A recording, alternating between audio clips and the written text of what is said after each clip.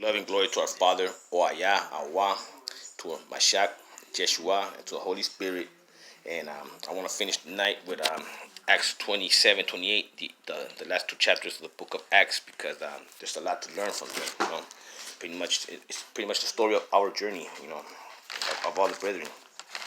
Okay, Paul sails to Rome, right? When it was decided, Rome means strength, power, actually. That's the meaning of the name Rome. When it was decided that we were to sail for Italy, Italy means land of young calves. So, they transferred Paul and some of the other prisoners, the centurions of Augustus. Augustus means majestic, incarcerated, revered. Cohort, that means the court of death. Pretty much the son of Julius, embarking on a ship of Amitium it says Amitium okay, here you go. Sorry for me. To embarking on a ship on Amitium that was about to go set to the ports along the coast of Asia. That means the plains, about the world, man, the playing field, accompanied by Barticus and Macedonia from Thessalonica. And Aristarchus means the best prince.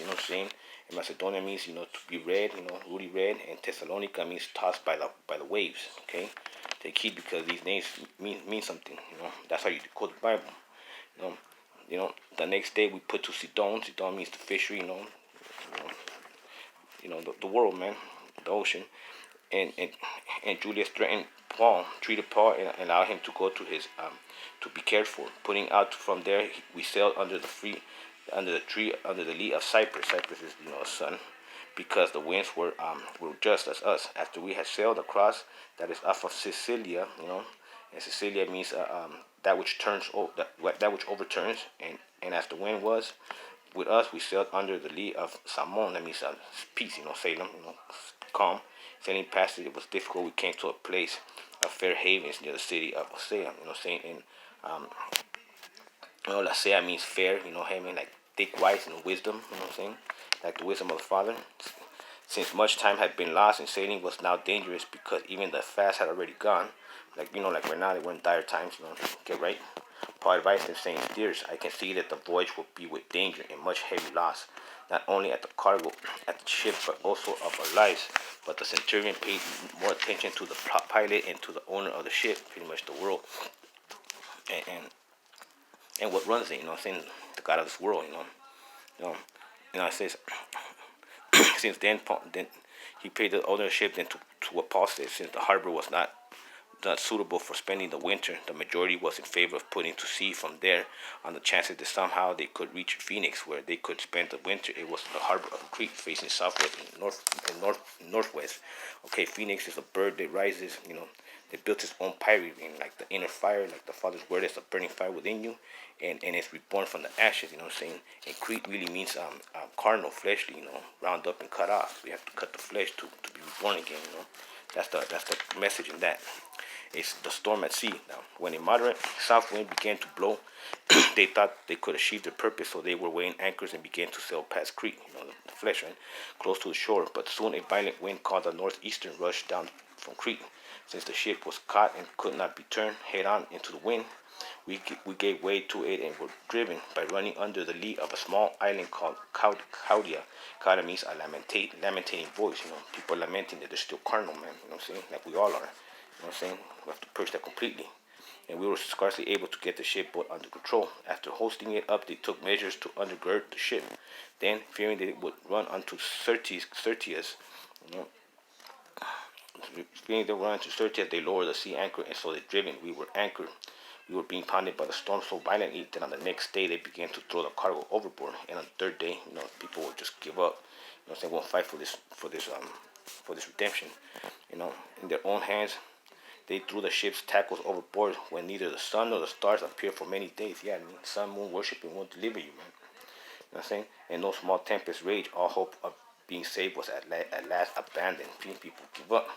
Since they had been without food for a long time, Paul then stood up amongst them and said, "Men, you should have listened to me, and I have set sail from Crete, and thereby avoided this damage and loss.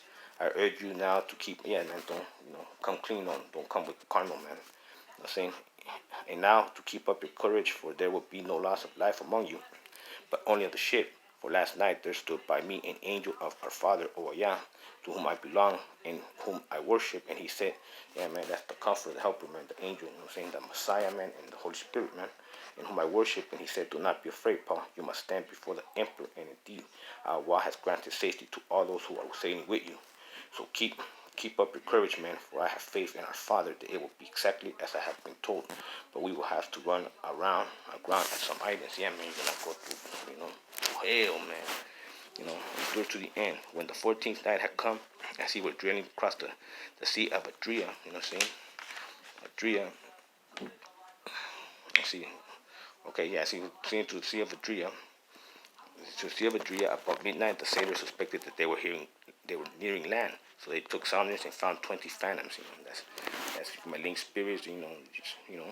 Sinful demonic forces. Saying a little farther on, they took surroundings. Again, found 15 phantoms. Fearing that we might run on the rocks, they laid down 4 anchors from the stern and prayed for the day to come. But when the sailors tried to escape from the ship and had lowered the boat into the sea on the pretext of putting out an anchor from the boat, yeah, man, sun, moon worshiping, the cardinal. Paul said to the centurions and the soldiers, unless these men stay in the ship, they cannot be saved. Then the soldier, yeah, man, you have to stay inside the ship to follow, man. But away the ropes of the boat and set it adrift. Just before daybreak, Paul urged all the men to take some food, saying, today is the 14th day that you have been in suspense and remain without food, having eaten nothing. Therefore, I urge you to take some food, for it will help you survive, for none of you will lose a hair from your heads. After he had said this, he took bread and giving thanks to Allah in the presence of all, and broke it and began to eat. Then all of them were encouraged and took food for themselves. We were in all 176 persons in the ship. After they had satisfied their hunger, they enlightened the ship by throwing the wheat into the sea. See, man, basically the food was the manna, the gospel of righteousness, And, they throw away the useless shit, the carnal. That's not a shipwreck. In the morning, they did not recognize the land, but they noticed a bay with a beach, in which they had planned to run the ship ashore if they could. So they cast off the anchor and left them in the sea. At the same time, they loosened the ropes that tied the steering. Then, hoisting the foresails to the wind, they made for a beach, but striking a reef. They ran the ship aground, the boat stuck remaining immovable, but the stern was being broken up by the force of the waves. So, yeah, man, the world's gonna battle you, man. The soldiers' plan was to kill the prisoners. See, yeah, man, the world's gonna want to kill you, so that none might swim away and escape. But the centurion wished to save Paul, kept them from carrying out their plan. He ordered those who could swim to jump overboard first for the land, and the rest to follow him. Planks and other pieces of ship, so it was that all were brought safely to land. Yeah, man, hold on to any piece of the body, man. Now, upon the island of Malta, Malta means a refuge. After we had reached safety, we then learned that the island was called Malta. The natives showed us unusual kindness, since it had been begun to rain and it was cold. They kindled a fire and welcomed all of us around. Paul was gathering a bundle of brushwood and was putting it on the fire when a viper means a snake, but also means a gift of God. And remember that they call the son a serpent, a snake, sorcery. They use the son of sorcery, driven out by the heat, fastened itself on his hand. See, driven out by the heat. When the natives saw that the creature hanging from his hand, they said to one another, this man must be a murderer, though he has escaped from the sea. Justice has not allowed him to live. He, however, shook off the creature into the fire and suffered no harm. They expected him to swell up or to die, but after they had walked in time, they saw that nothing unusual happened to him. They changed their minds and began to say that he was of the Holy One. Yeah, man. No weapons will be used against you will prosper, man, if you have the Holy Spirit and you believe in the Father. You know what I'm saying? And you testify the truth, man.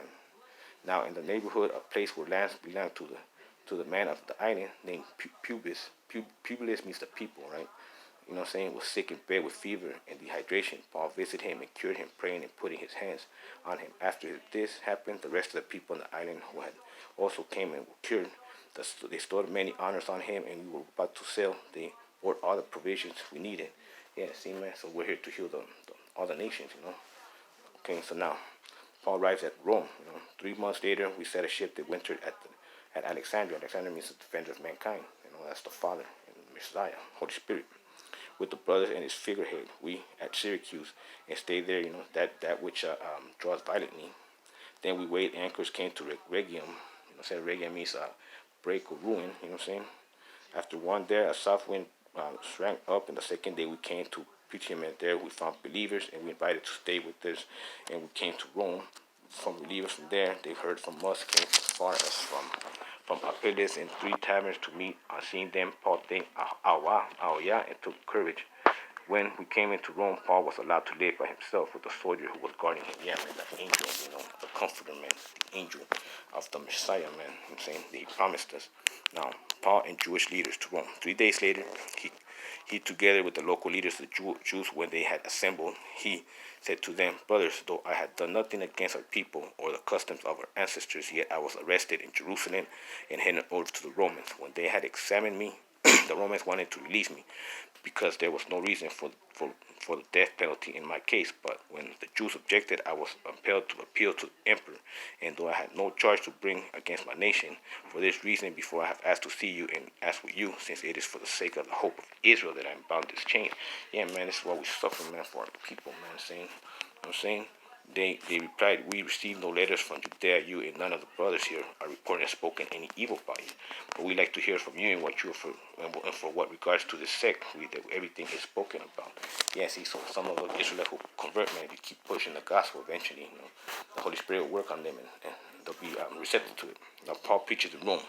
After they had set a day met with him, they came to him at the lodging with great numbers from morning, evening. He explained the matter and testifying to the kingdom and trying to convince them about, Mashiach Yeshua, both from the law of Moses and from the prophets. Yeah, man, the complete true gospel of the Iranians. Some were convinced by what he had said, while others refused to believe, so they disagreed with each other.